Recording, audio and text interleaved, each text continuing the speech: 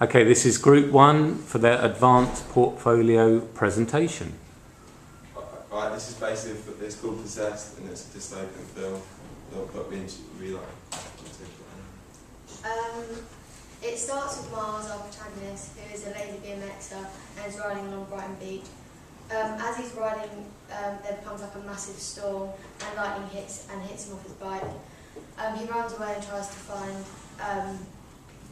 like a safety zone where he finds himself in a blacked out room, and he uses a lighter to try and find his surroundings, where he sees a man in the corner. He tries to get the man's attention to walk up to him, but there's like no response.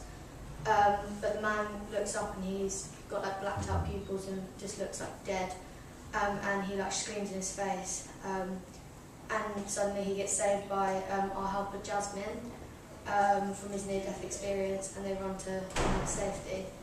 Jasmine tells Miles that like he can have become possessed by the storm, and if you get touched, like you become possessed. They found out that, by a news report on the radio that there's a safety zone in Scotland, so they travel there, and you find out there's like a love thing between them, and also they come through like challenges because like the possessed people follow them and they have to kill them and stuff. And unfortunately, Jasmine becomes possessed, and it doesn't come out till the end, and so Miles has to kill her to survive. And yeah.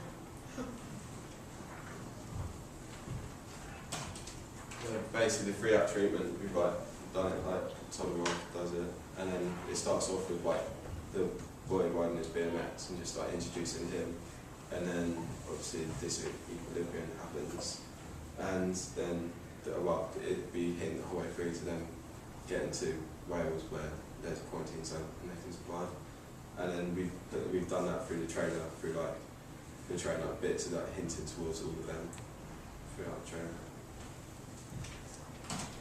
That's the story of the worlds.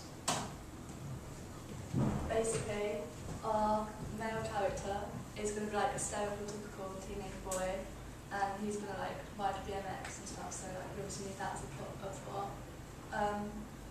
He smokes, so that like shows his vulnerability, because like he's obviously not as fit as he could be, so he can't like run as fast and stuff. The antagonists, we're going to have them like pale so people know that they're like possessed, and they're going to have like black pupils, so we're going to have contact lenses to like show that, and help us like stereotypical teenage girls well. And because the phone lines are down, so they can't call for help or anything, there's going to be like a radio to tell them how to get to the safe zone place, so we need a radio and phones. And we're going to set it like, we're going to film at the beach when it's like really early in the morning, it's like grey and stuff, and like no one's around, so it makes it like more eerie and stuff, and around town when no one's there. We're going to be shooting in like a dark basement, which is like sketchy and weird as well. And we're going to be filming like a field as well, so it shows like them sort of travelling from like town to like fields and like country and stuff. Right, our influences, we're going to use a handheld camera to like Cloverfields, like to portray like the thing that'll be on the camera, and then it's going to start off with like explosions and like noises like from the distance, a bit like how Cloverfield starts when they're on the roof. And in Cloverfield they're all like normal, just like normal people, like showing at parties. So it's like Post Malone Cowboy, it's like the protagonist, because he's just like a normal kid that's just like trying to like survive. And then 28 days later, where they're like going like when he's in like London and there's no one around. So then like we've done that with like Brighton Beach, because and it just makes it more eerie. And then Insidious, because the way they portray like the possessed people, we've like copied that with like the eyes and the pale skin, and then iRobot as well, where like the helper in that is like really like brave and like knows like a lot about the robots and stuff like that. We've done that we've copied that where like the helper in ours is like like better than the protagonist. Like she knows more. Like she saves him in the trailer, and then like she helps him all the way through. But then he's ends up the one that has to kill her because she's the one that gets possessed in the end. And then for the marketing, because it's low budget, like all the others, we've done it through like we use like social networking and then Web 2.0, where it's like cheap and you can like reach a lot of people, and especially because our target audience is younger people. So then like that's the easiest way to get through to them because they're all on social networking and stuff. And it's a bit like Monsters, where they use that idea. Any questions? Questions? Okay, so who's your audience? Just like younger people. There's not like kind of anyone can like enjoy dystopia. It doesn't have to be like specifically males or females or like any age, but like probably younger people because it's about 2 young characters. But what certification are you thinking? About 15. A 15, so more of a teenage Yeah. audience. Okay, I think it's an interesting twist having your 2 characters that kind of hidden, that kind of undercurrent of kind of a love story, and then the twist in the characters towards the end. How are you going to make your male protagonist become this kind of heroic figure if he's just kind of an ordinary BMXer?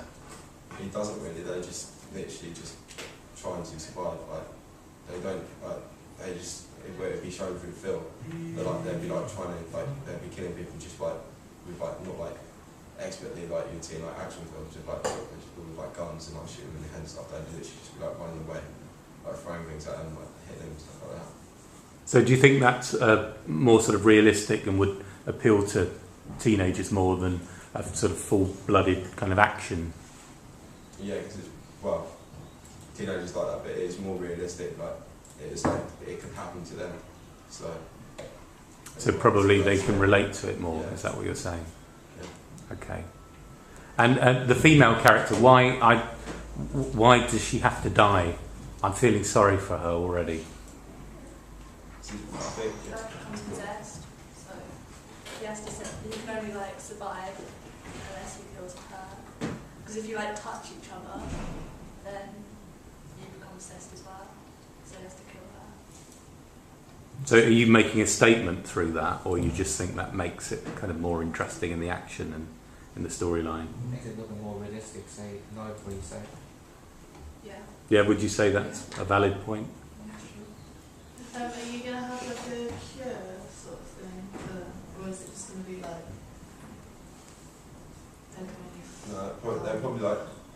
there'd be like things in the like narrative, like when the characters speak, like there must be some way to. yeah. But then their goal was just to get to the quarantine zone, just to reach safety, so they can survive.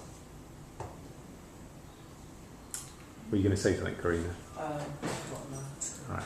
So the quarantine zone, is that the kind of humanity's salvation, or is it just, I mean, are you going to have your story with a kind of happier ending, or is it just we're kind of doomed? Well, they think they're going to survive, but then one of them doesn't in the end. But then they're both trying to get in, especially because there's like a bit of a love interest. They just want to be together, like even though it's a quarantine zone, it's not going to be like nice. It's going to be, at least I say. So would you say that you're kind of making a moral statement about society and how we're doing things badly through your film as a kind of parallel to humanity?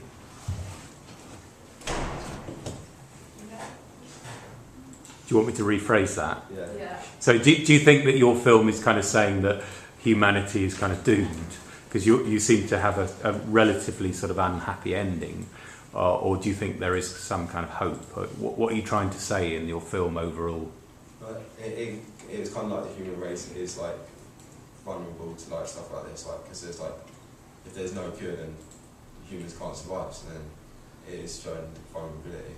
Right. So it's kind of a warning, if you like. Yeah. Okay. Good. Right, Elise. Is there going to be like reference to religion?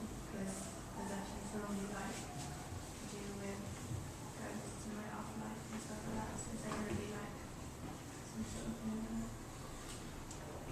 thought about that. But not including that. We haven't. The possession bit is sort of like, you know, Misfits.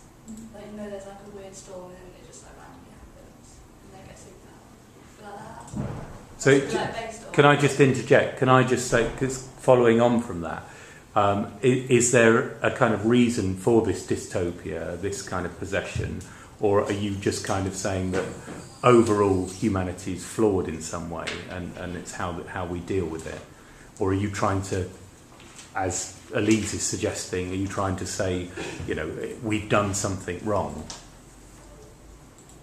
as religion would suggest? Or are you just going to have, no, here's the dystopia, we just want to show how humans would cope with the world gone wrong? We haven't really thought about it that much, but you could definitely make it better if there's a reason for why it happened. If there's something going wrong, like humans doing it at the moment. So. But I mean, you don't have to do that as filmmakers. You don't have to reveal that, do you? You could just be making the point that you want to see humans suffer in a world where they're kind of inept in some way. And if that's the way you want to do it as your approach, I don't think there's anything wrong with that. If you're comfortable as filmmakers making that kind of idea.